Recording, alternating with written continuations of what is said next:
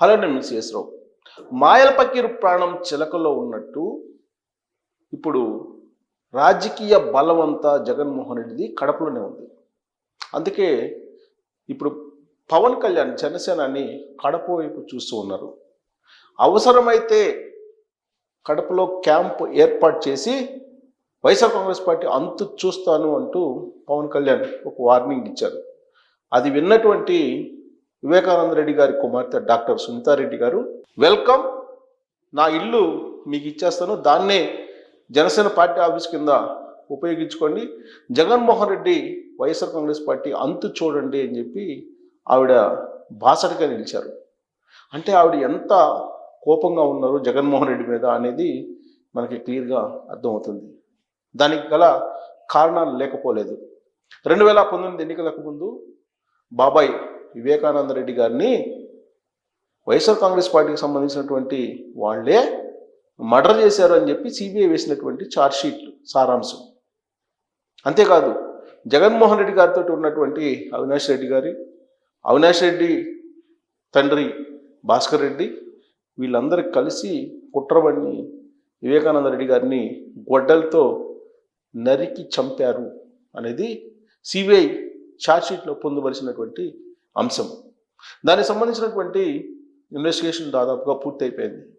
Google chat ద్వారా మొత్తం తెలుసుకున్నారు, గూగుల్ టేక్అవుట్ ద్వారా మొత్తం తెలుసుకున్నారు సిబిఐ అధికారులు. ఆ మేరకు ఛార్జ్షీట్ని పొందుపరిచారు. కొన్ని వందల మందిని విచారించారు. కొంతమంది సాక్షులు దాదాపుగా మాయమైపోయారు. కొన్ని వందల మందిని విచారించారు. ఆ క్రమంలో సిబిఐ అధికారినే ఆంధ్రప్రదేశ్ పోలీసులు అరెస్ట్ చేయడానికి ప్రయత్నించినటువంటి సందర్భాన్ని కూడా చూసాం. వివేకానంద రెడ్డి మర్డర్ కేసును విచారించడానికి కడపకి వెళ్ళినటువంటి రామ్ సింగ్ అనేటువంటి సిబిఐ అధికారిని అక్కడ ఉన్నటువంటి పోలీసులు కేసు పెట్టి అరెస్ట్ చేసే ప్రయత్నం చేశారు. అంటే ఏ స్థాయిలో వివేకానంద రెడ్డి మర్డర్ కేసుని పక్కదోవ పట్టించారు అనేది క్లియర్గా అర్థమవుతుంది. వాస్తవంగా 2019 ఎన్నికల ముందు జరిగినటువంటి మర్డరు, దాని మీద సిబిఐ ఎంక్వైరీ వేయాలని చెప్పి జగన్మోహన్ రెడ్డి గారు అప్పట్లో చేసినటువంటి డిమాండ్. సీన్ కట్ చేస్తే 2019లో బాబాయ్ మర్డర్ అయితే ఏమి లేదు, విశాఖలో కోడికత్తి అయితే ఏమి వెరసి ఒక్క ఛాన్సు ఇచ్చేసింది ఆంధ్రప్రదేశ్ సమాజం. ఇక అక్కడి నుంచి జగన్మోహన్ రెడ్డి గారి లోపల ఉన్నటువంటి నాయకుడు బయటకు వచ్చేశారు. సిబిఐ ఎంక్వైరీని పక్కన పెట్టేశారు, అసలు మర్చిపోయారు. సిబిఐ ఎంక్వైరీ అవసరం లేదు వివేకానంద మర్డర్ కేసులో అని చెప్పి చెప్పడం జరిగింది. అయితే సిబిఐ ఎంక్వైరీ చేసింది. సిబిఐ ఎంక్వైరీ చేసి క్లియర్ కట్గా ఎవరు మర్డర్ చేశారు అనేది ఛార్జ్షీట్లో పొందుపరిచారు. అయినప్పటికీ కేసు విచారణ ముందుకు సాగట్లేదు. అందుకే డాక్టర్ సునీతారెడ్డి గారు, వివేకానంద రెడ్డి గారి కుమార్తె ముందుకు వచ్చి ఈ కేసుని ఇమీడియట్గా విచారించాలి, ఈ కేసులో ఉన్నటువంటి దోషులు ఎవరైతే ఉన్నారో వాళ్ళని శిక్షించాలి, న్యాయం మీద తనకు నమ్మకం ఉంది అని చెప్పి ఆవిడ కడప నుంచి ఢిల్లీ వరకు పోరాడుతున్నారు. ఆవిడ పోరాటానికి మద్దతు ఇస్తూ ఉంది తెలుగుదేశం పార్టీ కానీ జనసేన పార్టీ కానీ. అంతేకాదు షర్మిల మద్దతు ఇస్తున్నారు కాంగ్రెస్ పార్టీ నుంచి.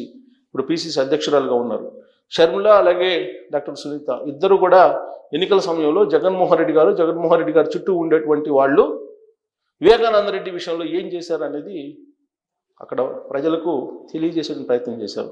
టోటల్ ఆంధ్రప్రదేశ్ సమాజానికి జగన్మోహన్ రెడ్డి గారు ఏం చేశారు వివేకానంద రెడ్డి మర్డర్ కేసులో అనేది కూడా స్పష్టంగా తెలియజేయడం జరిగింది. అందుకే 2024 ఎన్నికల్లో ఏం జరిగింది అనేది మనం చూసాం. కడపలో ఏం జరిగింది, కడప జిల్లాలో ఇవాళ వైఎస్ఆర్ కాంగ్రెస్ పార్టీ జెండా బీకేటువంటి పరిస్థితికి వచ్చింది. అక్కడ స్థానిక సంస్థల నీటి సంఘాల ఎన్నికల్లో అక్కడ మొత్తం ఏకగ్రీవం కావడం జరిగింది. నీటి సంఘాల ఎన్నికల్లో తెలుగుదేశం పార్టీ కూటమి గెలుచుకోవడం జరిగింది. ఒక్క చోట కూడా వైఎస్ఆర్ కాంగ్రెస్ పార్టీ గెలవలేదు. అలాగే కడప కార్పొరేషన్లో వైఎస్ఆర్ కాంగ్రెస్ పార్టీకి సంబంధించిన కార్పొరేటర్లు ఇటీవల 8 మంది తెలుగుదేశం పార్టీకి వచ్చారు. మిగిలినటువంటి వాళ్ళు కూడా రేపో మాపో తెలుగుదేశం పార్టీలోకి రాబోతున్నారనేటువంటి న్యూస్ కూడా వినిపిస్తుంది. కడప కార్పొరేషన్ మీద ఉన్నటువంటి వైఎస్ఆర్ కాంగ్రెస్ పార్టీ జెండా దిగబోతుంది అనేది లేటెస్ట్ న్యూస్.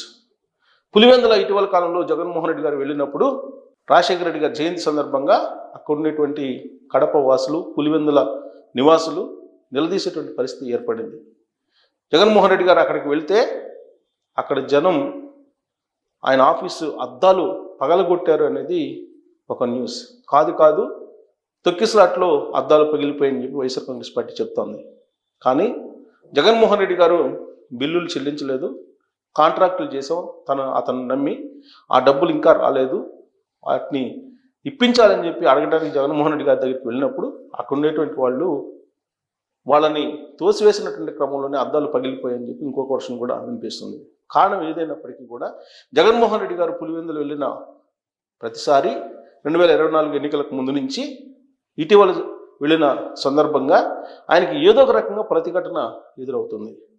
ఒకనొక సందర్భంలో ఆయన మీద టమాటాలు వేశారు, అలాగే ఎన్నికల ముందు రాళ్ళు వేశారు, ఇప్పుడు ఆయన ఆఫీస్ అద్దాలు పాల్గొట్టారనేది న్యూస్. అంటే ఎంత వ్యతిరేకత ఆయన మీద ఉంది అని చెప్పి చెప్పడానికి ఈ సంఘటనలు వినిపిస్తూ ఉన్నాయి.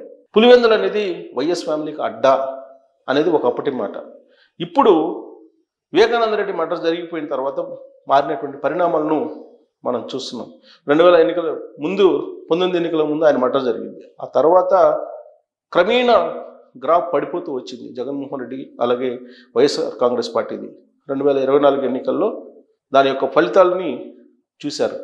సో ఇప్పుడు కంప్లీట్గా ఆయన గ్రాఫ్ పడిపోయింది. వివేకానంద రెడ్డి మర్డర్ కేసులో ఎవరైతే ఆరోపణలు ఎదుర్కొంటున్నారో, ఎవరైతే నిందితులుగా ఉన్నారో వాళ్ళని జగన్మోహన్ రెడ్డి గారు కాపాడుతున్నారు అని చెప్పి కుటుంబంలో ఉండేటువంటి ఆయన చెల్లెలు అలాగే ఆయన పిన్ని వీళ్ళందరూ కూడా నమ్ముతూ ఉన్నారు. ఆయన మీద వ్యతిరేకంగా ప్రచారం కూడా చేశారు 24 ఎన్నికల్లో. సొంత తల్లి ఆవిడ కూడా జగన్మోహన్ రెడ్డి వాళ్ళకాన్ని తప్పుపట్టారు. సొంత చెల్లి, సొంత తల్లి వీళ్ళందరినీ కాదనుకొని ఆయన 2024 ఎన్నికల్లో ప్రచారానికి వెళ్ళి బొక్క బోర్లా పడ్డారు. 11 స్థానాలకి పరిమితం అయ్యారు ఆయన. అయినప్పటికీ ఆయన తీరులో మార్పు రాలేదు. అందుకే ఇటీవల కాలంలో ఒక ఎంపీడీఓని వైఎస్ఆర్ కాంగ్రెస్ పార్టీకి సంబంధించినటువంటి లీడరు కొట్టారు, అతని మీద హత్యాయత్నం చేశారు. వాళ్ళకు అండగా ఉండటానికి పవన్ కళ్యాణ్ గారు అక్కడికి వెళ్ళారు. ఆ ఎంపీడీఓని పలకరించడానికి పవన్ కళ్యాణ్ గారు వెళ్తే అక్కడ భయపడుతూ ఉన్నటువంటి పరిస్థితి వైఎస్ఆర్ కాంగ్రెస్ పార్టీకి సంబంధించినటువంటి కొంతమంది లీడర్లను చూసి. ఆ సందర్భంగా భరోసా ఇచ్చారు పవన్ కళ్యాణ్ గారు, తానుంటాను, మీరు భయపడద్దు, ఖచ్చితంగా ఎవరైతే మీ మీద హత్యాయత్నం చేశారో వాళ్ళని శిక్షిస్తామని చెప్పారు. సీన్ కట్ చేస్తే పోలీసులు వైఎస్ఆర్ కాంగ్రెస్ పార్టీకి సంబంధించినటువంటి లీడర్ని నడు రోడ్లో ఈడ్చుకుంటూ వచ్చి జైల్లో వెయిటింగ్ కూడా జరిగింది. ఆ సందర్భంగా పవన్ కళ్యాణ్ గారు చాలా సీరియస్గా చెప్పారు, కడప వచ్చి క్యాంప్ ఆఫీస్ పెడతాను, తాను క్యాంప్ ఆఫీస్ పెడితే కడపలో కూడా పులివెందుల్లో కూడా వైఎస్ఆర్ కాంగ్రెస్ పార్టీ జెండా ఎగరనివ్వను అని చెప్పి పవన్ కళ్యాణ్ గారు వార్నింగ్ ఇచ్చారు. అందుకు సంతోషించినటువంటి డాక్టర్ సునీత గారు ఖచ్చితంగా తన ఇంటిని జనసేన పార్టీ ఆఫీస్గా ఇస్తాను, ఉచితంగా మీరు వచ్చి ఆ ఇంటిని పార్టీ ఆఫీస్గా మార్చుకొని రాబోయేటువంటి రోజుల్లో జగన్మోహన్ రెడ్డి గారి రాజకీయ ప్రస్థానాన్ని కూకటి వేలుతోటి తీసేయాలి, అసలు ఆ రాజకీయ మూలాలే ఉండకూడదు అనేటువంటి కాన్సెప్ట్లో ఆవిడ మాట్లాడుతున్నారు.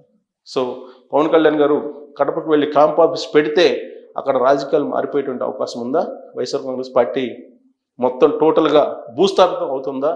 కడపకు వెళ్ళి క్యాంప్ ఆఫీస్ పెడితే నిజంగానే పవన్ కళ్యాణ్ గారు కడపకు వెళ్ళి క్యాంప్ ఆఫీసు పెడతారా, కేవలం అది ప్రకటన వరకు మాత్రమే పరిమితమా అనే దాని మీద కామెంట్ రూపంలో మీ అభిప్రాయాన్ని తెలియజేయచ్చు. Thank you very much.